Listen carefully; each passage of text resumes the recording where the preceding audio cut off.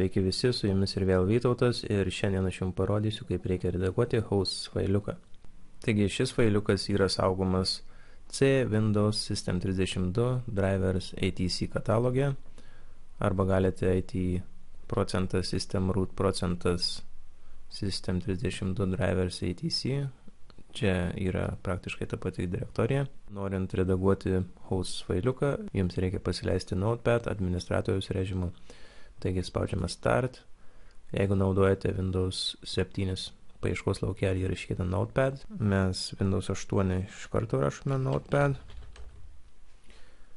Ir dabar ant surasto Notepad mes spaudžiame dešinį pelės klavišą ir pasirinkime Run as Administrator, kad paleisti administratorius režimu šią programą, nes mums reikia redaguoti sisteminius failus. Dabar spaudžiame File, Open ir pradėkime viską iš naujo. Taigi diskas C, Windows, System 32, Drivers, ATC. Taigi dabar matome, kad čia jokių failų nėra, nes mes galime matyti tik tai tekstinius failus. Pasikeičiame į visus failus ir štai mūsų failiukas, kurį mes norime redaguoti. Spaudžiame Open ir dabar belieka įrašyti savo IP adresą ir domeno vardą. Šio failiuko pagalba galime blokuoti kai kuriuos tinklapius, taigi padarykime mažą eksperimentą. Pasileiskime command promptą ir pabandykim užblokuoti Facebooką. Pinginam Facebooką.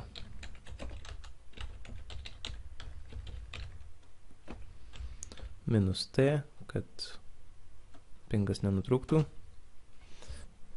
Pingas važiuoja į Facebooką. Dabar 127.0.0.1 yra lokalaus kompiuterio adresas. Taigi, jeigu tinklapio vardą nurodysite į šį IP, jūs tiesiog negalėsite prisijungti prie norimo tinklapio. Rašome IP adresą, dedame tarpą ir rašome facebook.com. Spaudžiame Ctrl S ir matome, kad dabar mūsų IP pasikeitė. Ir dabar mes gauname atsakymą ne iš interneto, o iš lokalaus kompiuterio. Todėl dabar atsidarius naršyklę ir pabandžius nueiti į facebook.com, mes turėtume gauti klaidos pranešimą. Bandome nueiti į Facebook.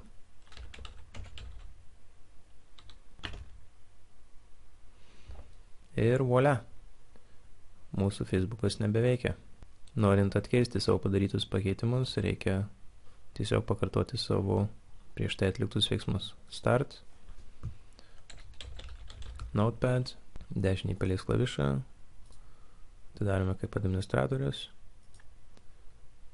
susirandame reikiamą failą, pakeičiame, kad matytume visus failus, pažymime hosts failiuką, spaudžiame Open ir ištriname šią eilutę. Arba tiesiog galima ką padaryti, tai padėti šį grotelių simbolį, kad iškomentuoti šią eilutę ir jinai nebus aktyvi. Ir išsaugome Ctrl S arba File ir Save. Uždarėme šį failiuką ir pabandykime papinginti Facebooką vėl.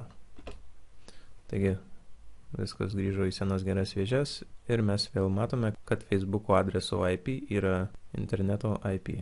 Tad atidarius svetainę internetinėje naršyklėje, Facebookas veiks kaip ir prieš tai. Jeigu patiko, būtinai spauskite like ir subscribe, kad gautumėte naujausias pamokas kuo greičiau. Ačiū ir iki.